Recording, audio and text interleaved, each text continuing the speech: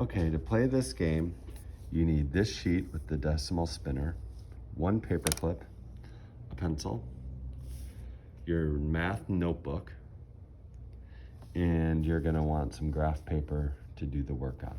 Okay, so you need all of these things. And the first thing you're going to do is you're gonna set up your notebook, and it's gonna say decimal spin round 1, and round 1 is gonna be addition, and you write your two partners' names. So it's gonna be Ian, and I'm playing my alter ego Jack, okay? Ian versus Jack. Then what you do is pretty simple. So you use this paper clip and a pencil, and you spin. All right, so I'm trying to do this while I'll do the camera. So I spin. I got 17.66 and 14.06. So I'm gonna just write that before I get it. 17.66 plus 14.06. And then I simply go to my graph paper. 17.66 plus 14.06.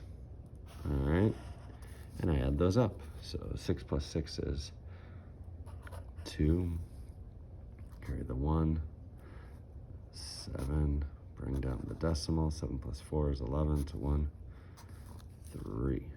I get 31.72, so I'm gonna write that, 31.72. Then Jack goes, okay? Come on, Jack. I'm gonna beat you, dude, okay? So here's Jack. I got it. And he spins. Ooh, he got 17.66 as well, and he spins again, and he gets 18.49. Okay, so he writes those two, 17.66 plus 18.49. All right, now he simply takes out his chart paper and he writes 17.66 and 18.49. Notice I forgot the decimal, so I better put that back in. My line. 6 plus 9 is 5. Or 15, carry the 1, 7, 11, 8, 16, 6, 1, 3, put my decimal, 36.15.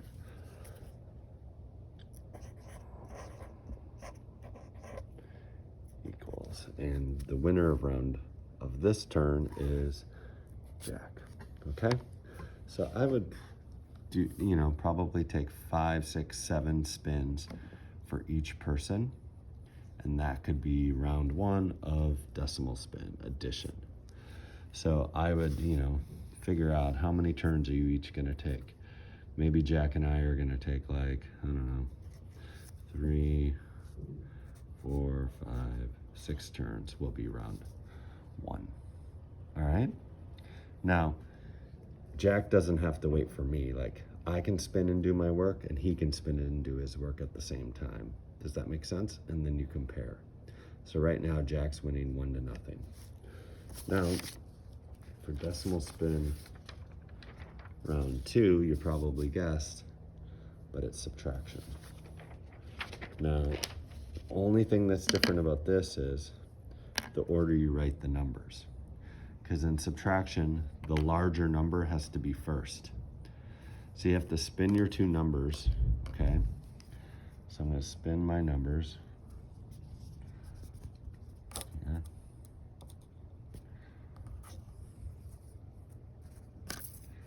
So I get 3.5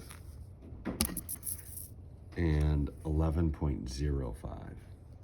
So I have to put 11.05 first because it's the larger number, minus 3.5. maybe you guys could pause the video for a second and talk about why I have to put the larger number first. All right, then I go to my graph paper like I was. So 11.05, put here, minus 3.5. And remember, the decimals must line up.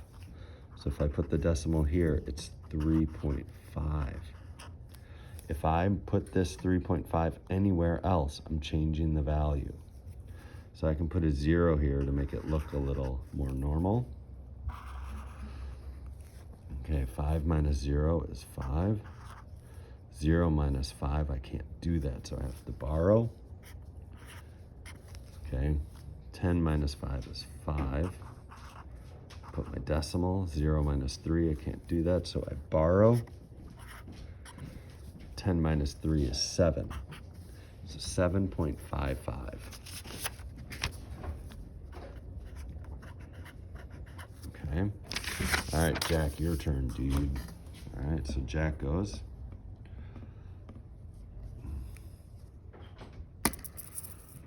He gets 5.7 and 12.17. So I have to put the big number first, right? So Jack's gonna be 12.17 minus 5.7. All right. So then Jack gets out his graph paper and he writes 12.17 minus 5.7. And again, his decimals had to line up, right? Otherwise you change the value, you put a 0 here. 7 minus 0 is 7. 1 minus 7, I can't do that, so I cross off the 2 to borrow. 11 minus 7 is 4.